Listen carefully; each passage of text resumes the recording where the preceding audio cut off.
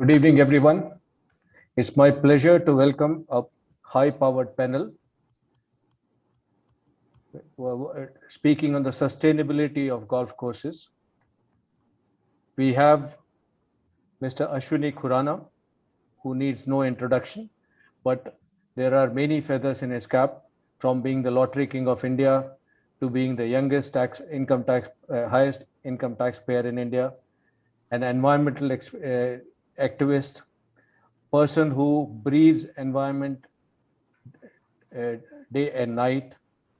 Mr. Ashwini Khurana is CEO of Karma Lakeland, which probably has the best environmental practices practiced by a golf course in the country.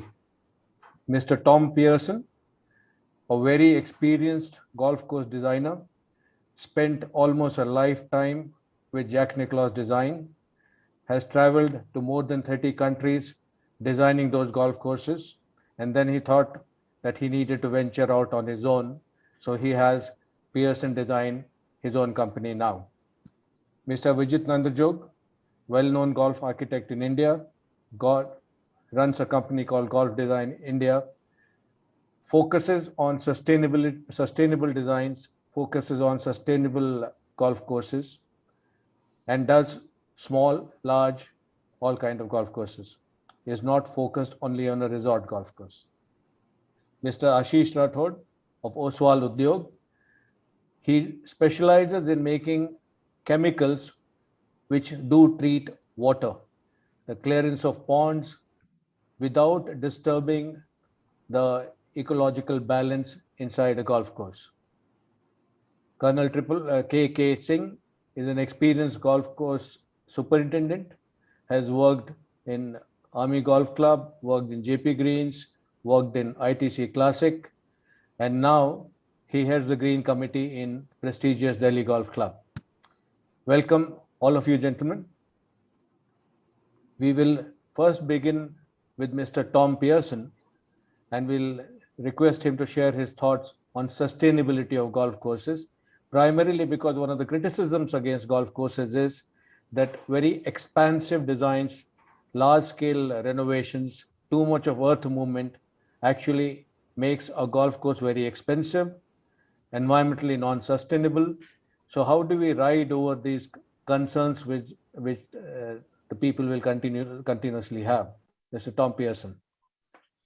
Well, thank you very much for including me in this panel and discussion.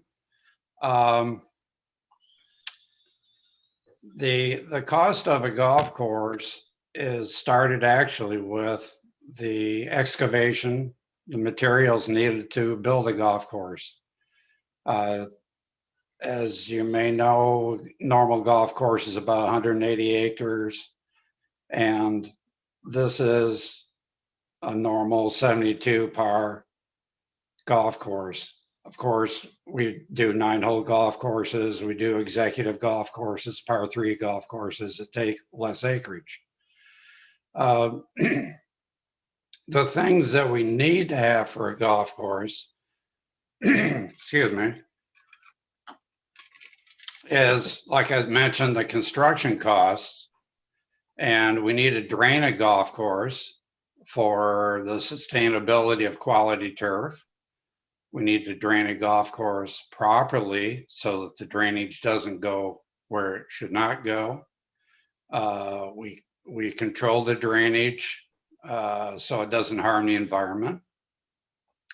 And then we also control the drainage so that it can be recirculated into and be used as irrigation water. So there's a cost right there that needs to be done for the golf course to remain liable and financially secure for the developer and owner. The other thing is the irrigation. Irrigation, we consider that to be the bloodline of a golf course. These two items I mentioned, the irrigation and the drainage, ironically, they're the two things we don't see. They're both underground. And a lot of times people don't consider that as something that's that important because they can't see it.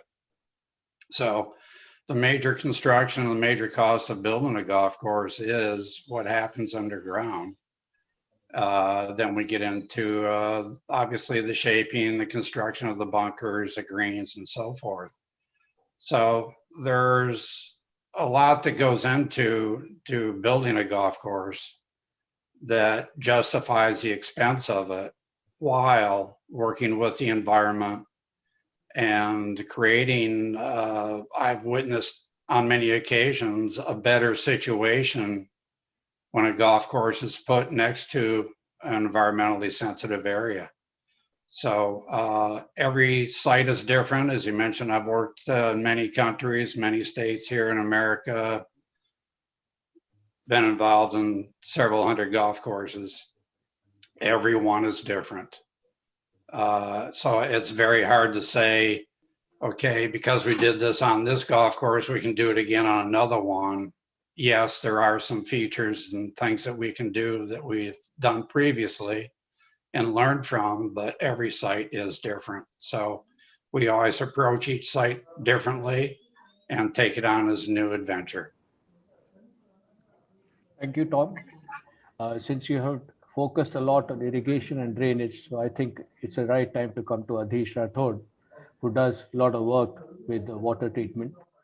And Adhish, your thoughts on how to use these chemicals without disturbing the ecological balance and also rather enhancing the environmental aspects of golf course, apart from the aesthetics. Thank you, Mr. Singh.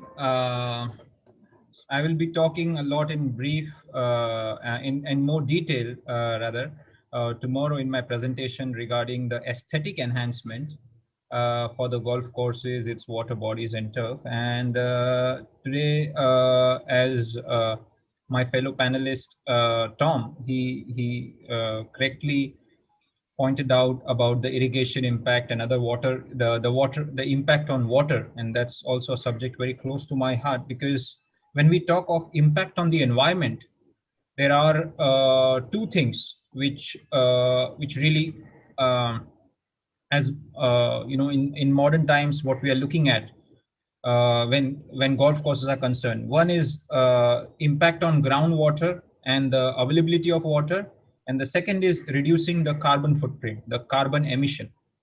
Most modern golf courses today are designed very well, and the carbon footprint is, we can say, is they are absorbing carbon rather than releasing carbon. And the primary sources of that could be the chemical use, the sources of electricity, and several other power sources which add to the carbon, and overall the trees and the plantations, they absorb the carbon. So the goal should be to become carbon negative for each golf course for long-term environmental sustainability. And coming to the point of water treatment and groundwater, and my goal has been to work with golf courses to make them able to use more and more water which is generated within their facility. For example, sewage water, a lot of wastewater and sewage water can be very effectively treated using good quality sewage treatment plants. A well-designed sewage treatment plants which has a coagulation tank. It should have a settling tank where you can use chemicals to settle the suspended particles, then move it to the next chamber where which will be more of reduce the TDS by using several probiotics and beneficial bacteria. These days, several beneficial bacteria are available, and they have very good efficiency when it comes to reducing the BOD and COD of the water, reducing the TDS, reducing ammonia, hydrogen sulfide, whatever toxins, overall reducing the toxins in the water improving the water quality, and this water can be reused. Water can be reused. The golf courses already have many water bodies which can act as a storage system for this kind of water. So this will help reduce the consumption of water, and help reduce the competition, as we know that India is a very densely populated country. Even in a tier 2 city in India, the population density is very high. So a golf course, irrespective of wherever it is located in India, will always be competing with nearby community for water. So this is something which needs to be looked at for a long-term sustainability and environmental impact point of view. How do we reuse our water? How do we treat our water? We should ensure golf course managers and irrigation specialists should ensure that no water gets wasted or drained out. We should try to have reusability of water as much as possible, and several techniques and technologies are available. Thank you, Adhish. Vijit, I come back to you since you do a lot of work in India. And as Tom rightly said, that we require a large tract of land. Indian condition is different, and Adhish pointed out about the population density in this country. Maybe enough land is not available. So, and sustainability is not only about environmental sustainability. I think golf courses need to be financially sustainable too. And so, how do you think that in India we could modify and our designs or our desires and make golf much more sustainable? Because we know a lot of golf courses in India face challenge of survival for financial reasons also. Yeah, absolutely, sir. Spot on there. A big challenge that in the past most Indian golf courses have faced. I would answer this in two ways. I think number one would be the fascination of golf courses with Augusta-like conditions, that we've seen in the past. So a lot of golf courses try and replicate models that have been successful elsewhere, which might not be the right thing to do for their particular site or their overall project. So, right from the start, in terms of construction budgets, construction qualities, lots of projects go wrong and they're not sustainable, because they're not built on the right model or the appropriate model for that particular site. That is one aspect. Number two, we need to make golf a fun sport. By the end, it's a game after all. By the end of the day, so I think most of the work that will happen in the coming times, especially in India, would be building smaller golf courses, which would use up less land, use up less water, plus also would help bring the community together more. So we are designing as we speak a few golf courses where you have multiple uses for the golf course, not just golf, but we have community areas where you have viewing decks. We have areas where people can sit and enjoy, have a outing. Plus, we can have other sports intermingling with golf. Like who says a golf course you need to have only golfers using that space or land. You can have other sports, other facilities built, designed in a cohesive manner. So all that will definitely will be helpful to generate more income for the overall project. Plus, also in the long term, ensure that the golf course is sustainable. A lot of golf courses have shut down purely because there are not enough takers for golf. So you have other sports, other facilities also, build them into golf, and obviously use techniques for design and construction, which are more sustainable. Use native grasses, reduce the irrigation area for the golf course, ensure that you're using up less water, less fertilizers, less maintenance people, less maintenance budgets.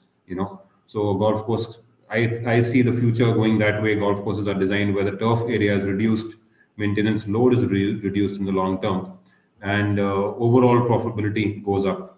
And this is the trend globally. I'm sure Tom will agree also. That's the trend going around throughout the world. And that's the way I think golf should go in India also. Thank you, Vijit. I think sustainability is a question which golf administrators all over the world are grappling with. Their governments, their communities, which have issues with golf courses, use of chemicals, pollution of water, drawing of groundwater, etc.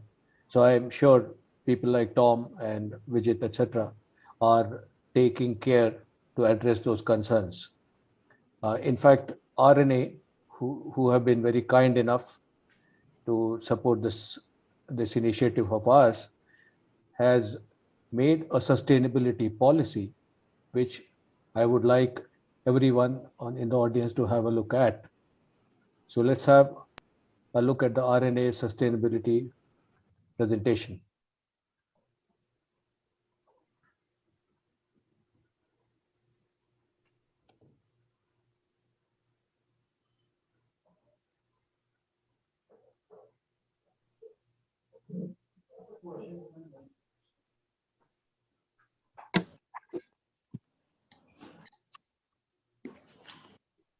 And RNA has gone one step ahead. They even provide services. They also provide agronomic consultancy. And I think the focus is on what Vijit was mentioning, usage of local materials, reduction of irrigation, usage of lesser water, lesser chemicals.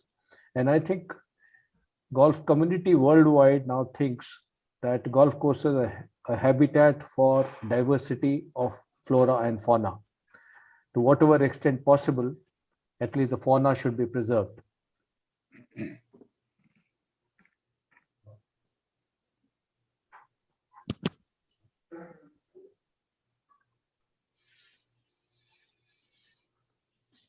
We now have Mr. Ashwini Khurana.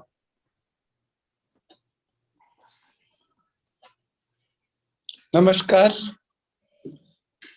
Mr. Ashwini Khurana, as I said before, has had many achievements to his credit. Once upon a time, he was the lottery king of India. He was the youngest and the highest income taxpayer obviously at a very young age. He's an environmental activist. He's a golf enthusiast, and he's the CEO of Karma Lakeland, which certainly has the best environmental practices in the country. For him, environmental protection comes first and golf course comes later. In fact, I think I'm wrong. For him, environment and golf courses maintenance go together. Welcome, Mr. Ashwini Khurana. May I request you to talk a little bit about the practices which you employ to make a golf course environmentally sustainable in your property? Namaskar, everybody. My serious apologies for stepping up and joining late, but thank you for letting me in and inviting me to speak. We're talking about best practices in managing a golf course. Here at Karma Lakelands, one of the things which everybody talks about, but we've done it in a certain way, is a zero runoff planning of the golf course in terms of the drainage. What we did was we discovered 22 open wells in the lands that today are a golf course.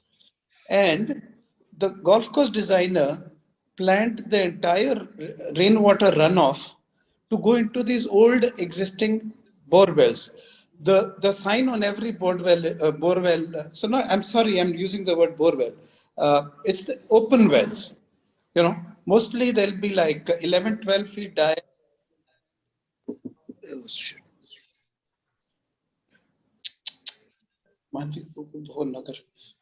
So I'm sorry, am I back with you? The phone came in. Can you hear me, please? No problem, sir. Please, yes. Okay. Rainwater harvesting, open wells, mostly 11, 12 feet dia. They go down about 100 feet, and the entire rainwater runoff goes to the lake system. When the lake system swells up into one of these 22 open wells, and we are taking in to the earth millions and millions of liters of water every year, every monsoon season. Then I feel this is unique. Mostly when a golf course has to be designed, I'm not sure whether the designer asks for a survey map in which any existing well is shown or not. I have a feeling people talk a lot but don't do enough. So at least my golf course designer, Pacific Coast Design, Phil Ryan, was very particular. He wanted every tree that exists on the farmland at that time marked in a survey map, every open well marked in a survey map. So that's one thing where we begin from. The other practices that we have, and I feel very, very unique, is farm animals. Now, at Karma Lakelands, we got cows, goats, chickens, and we produce a lot of milk. The local Indian A2 milk yielding cows. So I call these cows great composters. The goats also do great composting, and all you have to do is the green waste of their liking. So many times you do prunings, tree branches come down. Normally we avoid giving them the grass, especially from the greens, because no matter what you do, howsoever great you are, you have to use certain chemicals on the greens. But our roughs have no chemical. So all the grass cuttings from the roughs, which take forever to decompose and turn into a soil energizer, my cows, you run it through them, 24 hours later, you got compost. So bio-composting of the entire waste, green waste, is where our strength is. We generate in our 300 acres a truckload. That's about 6 to 8 tractor trolley loads of green waste every day. And this goes to the biocompost yard, where interestingly, we pump the community's sewage, whether it is recycled or raw, it really doesn't matter. We pump it on top of these green waste piles, and the smell from the sewage is there while it's dissipating and getting into the pile, which is not more than 5 to 10 minutes. Thereafter, the sewage has so much bacteria that it expedites the decomposition and turning of the biomass into compost. There is no smell, no flies, no mosquitoes, because the biomass pile temperature goes up. Am I on? Let's see. Am I on? Sorry. Yes.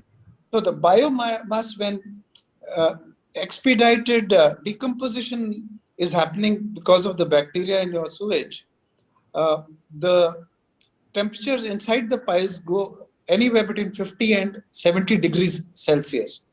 At this temperature, no fly and mosquito wants to be there. The sewage has already gone down under. It's at work decomposing your stuff. And we call it from night soil to soil energizer. So that's the other very strong eco practice that Karma Lakelands has. So we got rainwater harvesting. We got great composters at work between our cows and goats. Then we get healthy cow's milk. Golf courses have enough land and more, most of them, in corners here and there where the golf course is not there. Let's call it the back of the house. Back of the house, always on a golf course, will be enough to do biocomposting, to keep farm animals, and rainwater harvesting we've talked about. Then we very uniquely we set up bee boxes for bee farming some 7-8 years ago, in pursuit of promoting pollination, because pollination is very important to enhance the health of the fruits, the vegetables, flowers, the works. So any proper ecosystem needs expedited, healthy pollination. So in pursuit of pollination, we brought in bee boxes, and we've kept growing the bee box numbers. Today, we create over 1,000 kilograms of honey every year in our 3 locations. One of them being the Karma Lakelands Golf Course, then our head office is in 8 acres in town there too, and a satellite location where we need to keep migrating bees for certain reasons. So 1,000 plus kgs of honey happens a year, lots of pollination, lots of butterflies, because chemical use / abuse is bare minimum.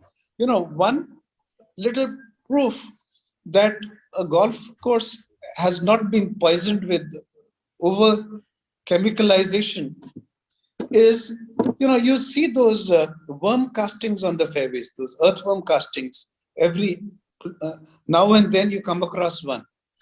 A super best maintained golf course, maintained to international standards, will not have any worm castings, those little earth mounds that you see on any fairway, because of the use and abuse of chemicals. You're sending poison down to your water table, and one of these days, this water is coming back to you for drinking. So these are things that I, for now, would talk about. Thanks for the opportunity to speak. I might come back again if you want to. Bye for now. Thank you, Mr. Khurana. I think he alluded to some kind of golf course design which took into consideration the environmental protection. And Tom, you probably the most experienced, one of the most experienced persons going around the world, and you deal with different countries, different climates, different kind of weather systems. And just like US, India has also got multiple weather systems. Do you think that when you work in India, you need to take care of few other things? I mean, we are largely dry and arid, largely. So do you think that we need to take care in design of some special things which will make it environmentally more sustainable and also financially more sustainable?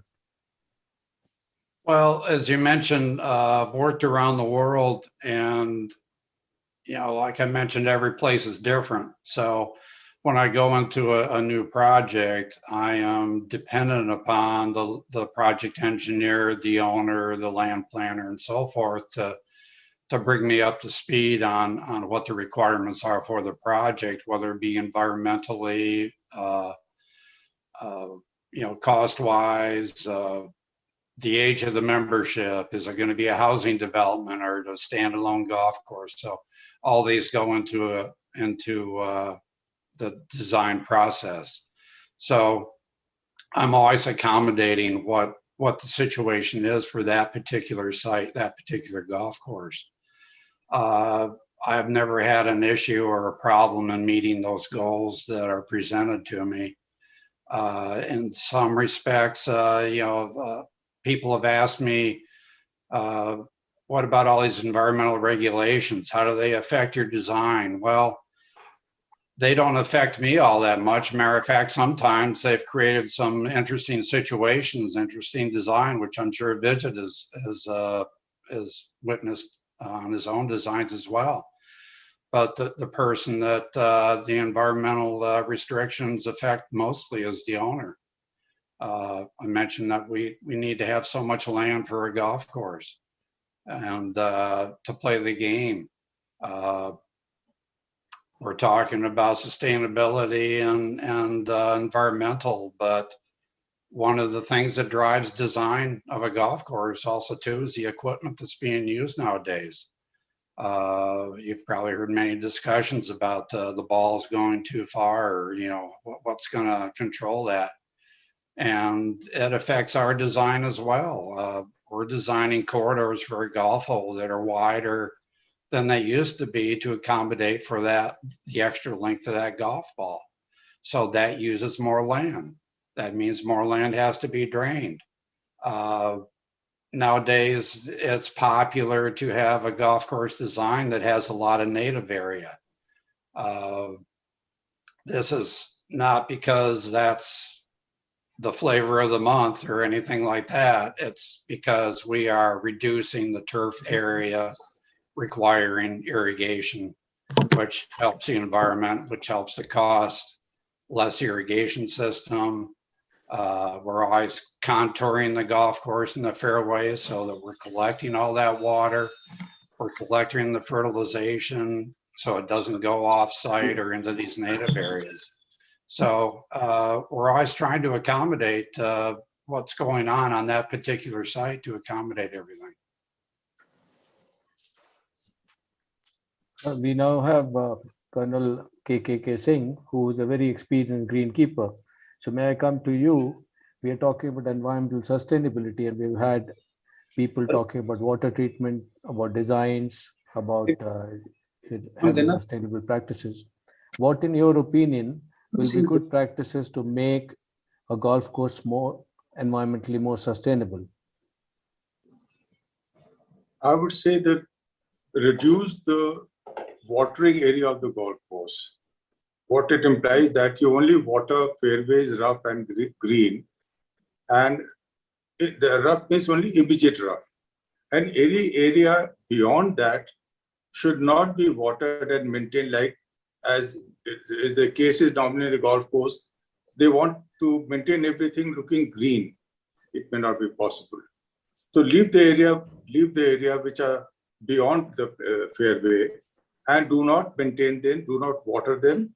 Instead, you can put some plants or some grass which doesn't require too much of water.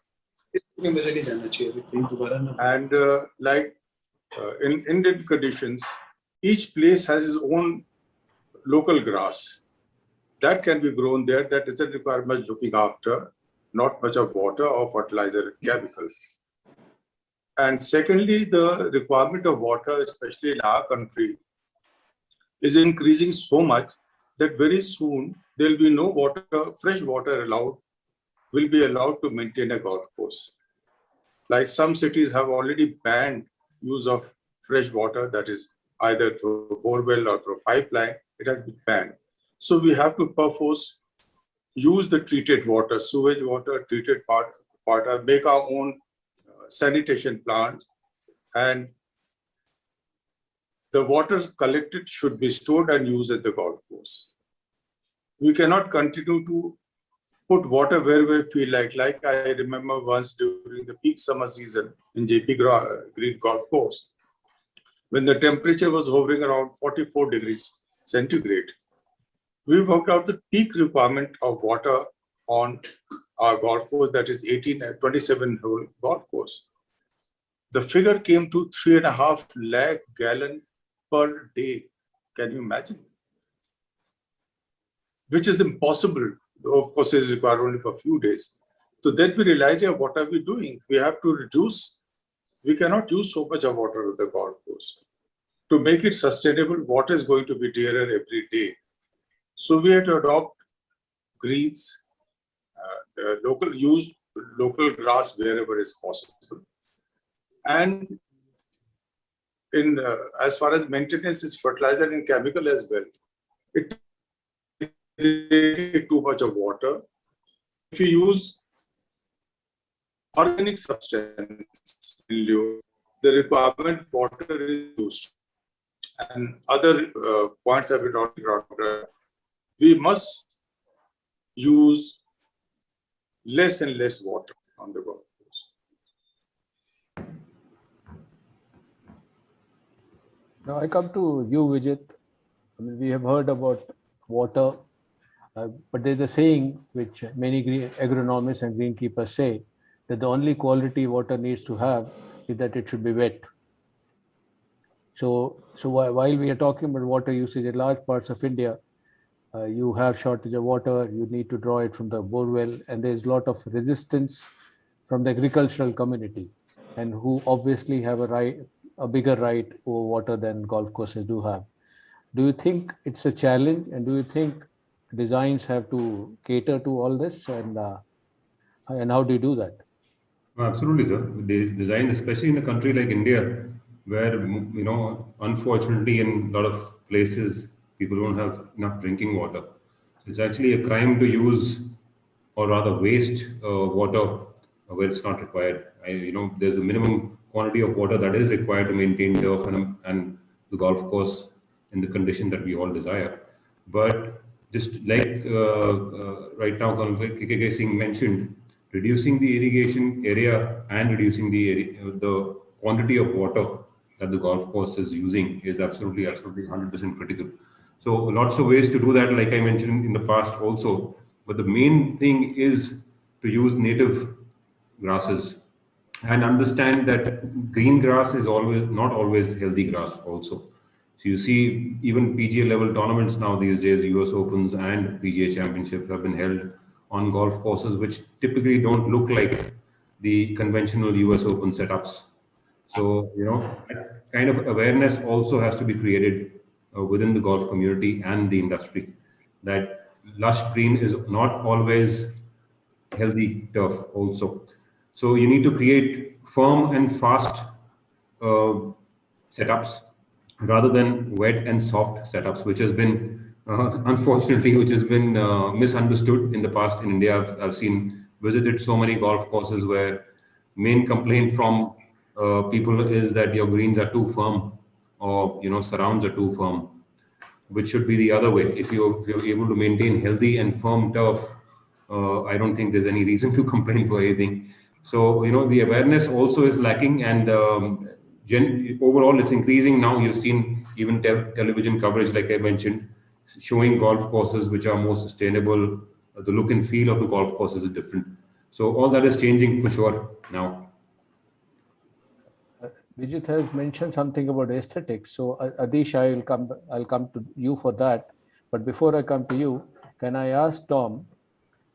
Vijit Tandrajog says that it's only in India people want a golf course to look green. Is that so in your experience, or is it a universal phenomenon? Oh, everybody wants a green emerald, park-like golf course. They want it, especially if you have houses on your golf course. I've been on a project before where we proposed native areas around the perimeter of the golf course, and there was housing, and all the residents came against that because they didn't want any of the sand or anything to blow into their swimming pools or their patios. So they opted for going to more turf around the perimeter. I went ahead and put the native areas on the interior of the golf course only. But we ended up reducing the native area almost half as much. And this is the client's request. It wasn't, something that I was forcing on them. So, like I've said before, it's working with the owner and providing them with the product that they're looking for. But yeah, people are, they like that green grass. But there's still a way of doing that and reducing irrigated areas and being able to accomplish everything that we need to. Yes, my understanding was that while it's easy to talk about environmental solutions, not to irrigate rough areas, etc., but there's also a lot of pressure from membership to do exactly opposite of that. So we probably need to do something like that. So can I come to Adish for some more solutions to make a blend of good aesthetics with good environmental practices? Thank you, sir, for highlighting these points. I would like to thank you, Vijit and Tom, for bringing out the aesthetic aspect of a golf course, especially the demand for green. And it's very pleasing to see green grass. When we see dry grass, people misunderstand it as there could be some disease or something. And a lush green golf course has always been there in people's imagination and desire. So these days there are a lot of colorants available. I'm sure a lot of golf course superintendents would have used them. They are very safe. There are many brands international brands are available. My company also has our own brand of turf colorant, or also called as turf paint. They are made from pigments which are water based, and they don't enter the root zone. And now comes a question whether these are safe. A lot of people think whether these are safe or not. These are absolutely safe. They should be water based, and they should not penetrate the root or the leaf. Are you referring to green launcher? Are you referring to use of green launcher? Yes, sir. My company makes a similar product, the lawn paint. We call it Green Lift 400. Yeah. Mhm. So this is ideally, these are made from phthalocyanine pigments, and they are very safe to use. People are using colorants on their bodies these days, coloring their hair, coloring their nails, coloring their lips, coloring their faces. And coloring grass is also one option that the superintendents and course managers should explore when there is a demand of green. Especially this demand is during events and tournaments. And if you don't have a desirable green for such events, you should go for using artificial colorants. Ashish, it does not take away the requirement of water. It just changes the color. We tried it out this year in Delhi Golf sir. Club. Yes. In winters, It will not. the turf was looking absolutely yellow. And we tried it out, number of greens, they're looking green, but the water requirement is there. You cannot do away without it. Yes, I agree with you. It will not reduce And the requirement of water or fertilizer. This is it can be done. Only scientific method also is that most of the golf courses, they don't have weather station. With weather station, you can work out the exact ET, that is evapotranspiration, how many minutes water you require for the golf course on that day at that temperature. In that case, if we have that, most of the courses now are requiring it, then water is never wasted. Because we find wherever I go, our course is different. Either there's too much of water or there's too little of water. It has to be measured exactly how many minutes water that pot was required during that weather condition. And only that much water should be used.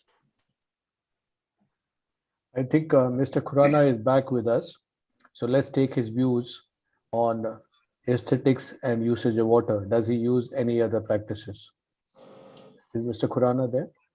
No, it's gone up. Okay.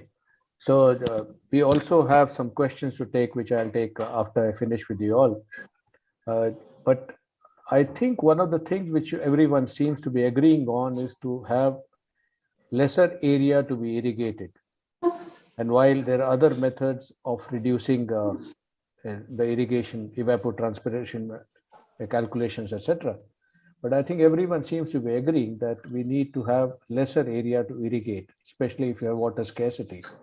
And I think what Adish, if I understand it correctly, what you are saying is that you also pander to those members who think green is great without sacrificing anything, and you have a safe coloration of the turf without coming to that. If someone can take a question from the audience, that is a time coming when we'll have synthetic greens on golf courses.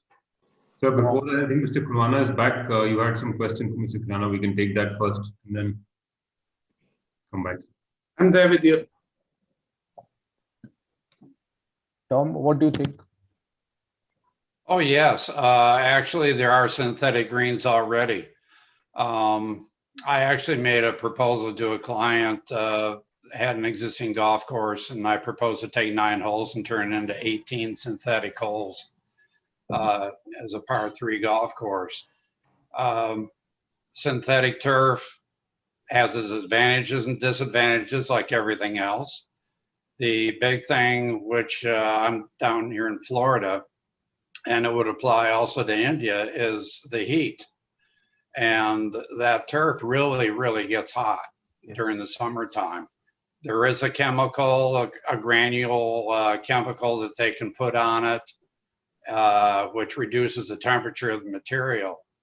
So that would take care of that to some extent. The life expectancy of the turf is like 10, 15 years, then you got to replace it. You still have a drainage concern.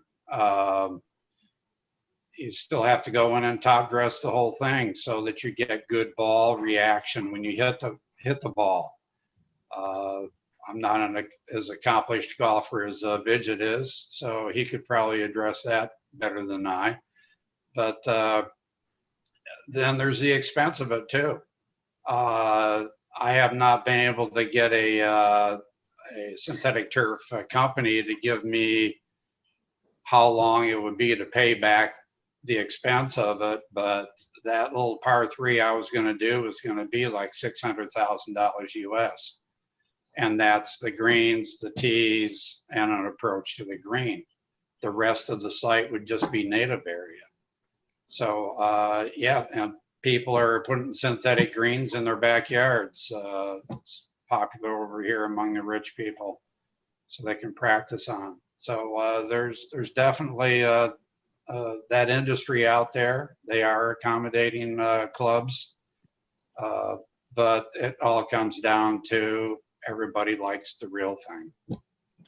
And if I understand it correctly, I think while it will reduce water usage by a huge amount, but you'll still need some water source for cooling purposes, cooling of the turf during the daytime, just like other turfs use. It's not necessarily to cool it down. And with synthetic turf, it's not just putting turf down. You have to top dress it. Yes. And that's what makes the blade stand up. Yes. If you take a brand new piece of synthetic turf, all the fibers are all laid down, so it's the top dressing. So the moisture that top dressing needs to have some sort of a moisture content to stay in place and to make the surface playable. So it's not like you're totally taking away irrigation. It doesn't have to be as precise and exact as with normal turf, but certainly it's a reduction of water usage. But also importantly, sir, like Tom mentioned, playability wise, it's like if you can have the real thing, then why go into synthetic? That's the take that most people have on this. I haven't seen a synthetic surface that can match the playability of natural turf, at least yet, in my experience. Thank you, Tom, for that. We also have another question. I mean, I think it has been partially answered by Colonel K.K. Singh about how do you reduce the usage of water. I think one thing which you suggested was have a better weather station. I think the second thing which you suggested was have a lesser area to irrigate. And perhaps the third thing is to have grasses which need lesser water. Is that correct, sir? Yeah.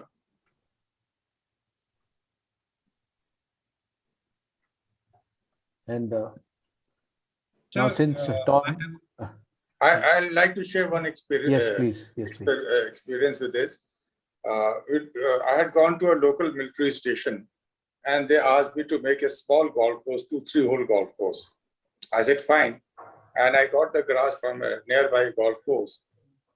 But the grass will not go because they didn't have that much of water there. What to do? How to grow the grass without water? So I looked around desperately and found some local grass growing on the slope, on that firing range. The idea struck me, why not use this local grass? So I told them, take it out, make a small nursery. It took more than 6 months. And next year when I went, the complete fairway was green with the local grass, which clearly getting water. I think Mr. Khurana is back with us. I think he was having some technical difficulties. When you become an environmentalist, you forget technology. So, Mr. Khurana, we were discussing, reduction in usage of water, environmental sustainability. You talked about a lot of environmental practices in your property. How do you think that water usage can be reduced while practicing sustainable environmental practices? Something which you practice. Arun, I'll slightly digress from your question and first share an experience. And this is my experience with the Qutub Golf Course, New Delhi, which was under construction a few years ago. And I realized they had done this 5 holes in the ground for water bodies. And the next thing they were going to do was EPDM, lining of these lakes to be. And I tried to reason with them that, I calculated actually, we were expecting about 30 crore liters. I was trying to turn it into millions. So that's 300 million. 300 million liters of rainwater a year is generated in the Qutub Golf Course, 400,000 square meters. And so my understanding after getting deep into it was that this golf course drainage will bring water into the lake system where it will be forced to rot till it evaporates. And then, of course, the mosquito breeding and the algae and everything, no matter how many aerators and other artificial stuff you put in, when you're dealing with crores of liters of rainwater in a relatively shallow water body, which was going to be about 5 to 5.5 feet deep, there is no way that things that I apprehended would happen. So tried reasoning out with the management team, arrogant government planning friends, engineers know better. Eventually, I went to the environmental court and got a restraint order on the construction of the lakes. And the government wouldn't respond for a long, long time. The court told them, stall entire construction till you satisfy us on Ashwini Khurana's this litigation. So the final outcome was, after the court and its appointed support, technical, environmental, water management people looked at it. So the court told them, you can only resume construction if you give us an undertaking that you will not do any impervious lining to your lakes. 2, you will never pump fresh water from the ground to fill up these lakes. In other words, the court insisted that all these 5 holes in the ground that you've done are going to be actually not lakes, but water percolation ponds. And sure enough, that's what happens. I've checked afterwards, about 30 crore liters plus a year of rainwater on that 400,000 meters is going into my Mother Earth. And water tables in this golf course are anywhere between 260 feet and 400 feet below. And that's not at all a healthy water level to have. So I just actually wanted to share this episode, and if there's a message in this, thank you. Thank you, Ashwini. That was a really good share. We are almost running out of time. In fact, we have run out of time. But I think you gentlemen have made it very interesting, and we still keep getting questions from the audience. So let me take one last question from the audience. The question reads, Vijit and Tom, with growing pressure to reduce manpower and labor costs, what design techniques would you use to help reduce labor requirements? Any one of you can take this. Yeah, so I'll say a quick few words and Dom can continue. Many techniques, not really techniques, but we need to be conscious about how we design a golf course. Certain features require more maintenance, like bunkers, obviously. So just adding bunkers which don't solve the purpose of adding to the strategy or playability of the hole. Try and avoid that. Certain features, design them in a way where mowing becomes easier. So where you can clean them up or mow them in an easier pass, all that. Reduction of bunkers, like I mentioned. So many other ways, then Tom, if you would like to add to this also. No, I agree with you, Vijay. Yeah, this is one of those things that's discussed before a golf course is designed. How maintainable do you want the golf course? Do you want to take sand up the face of a bunker, or do you want to have the sand low? Are you going to use fly mow equipment to do the bunker faces? All this goes into the actual design of the golf course, because like Vijay, we want to leave our clients with a sustainable and maintainable, economically feasible golf course, so that it goes on for years and years and the membership is happy. Yeah, even small little things like green design. When golf memberships want big greens to have enough pin positions for easy maintenance, but at the same time, if the green surface is large, you require more maintenance in a way anyway. So there has to be a balance between what is required in terms of the shot values and the playability strategies of each hole. So all that, I think it's a long topic, and we can have a long chat on this forever, I think. I had a question, Tom. Why not reduce the ornamental bunkers? I mean, Why not sometimes what? there are just too many bunkers, more than what they're required. Sand is getting scarce more and more, and it's expensive. It takes a lot of manpower. Again, it's what the client requires. Does there have to be a lot of bunkers? No. We talked about using native area. That's a hazard.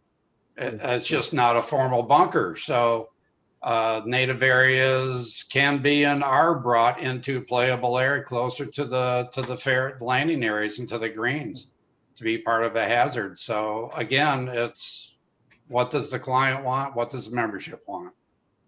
Yeah. Thank you, Tom. Thank you, gentlemen. We have run out of time, and obviously the panelists were very, very interesting, because I'm still getting questions from the audience. Thank you, Adish Rathod. Thank you, Tom Pearson. Thank you, Colonel K.K. Singh. Thank you, Mr. Ashwini Khurana. Thank you, Vijay Tantrajog. It was really an enlightening session. We hope to catch up with you all again. Thank you very much. Yeah. Thank you. Bye-bye.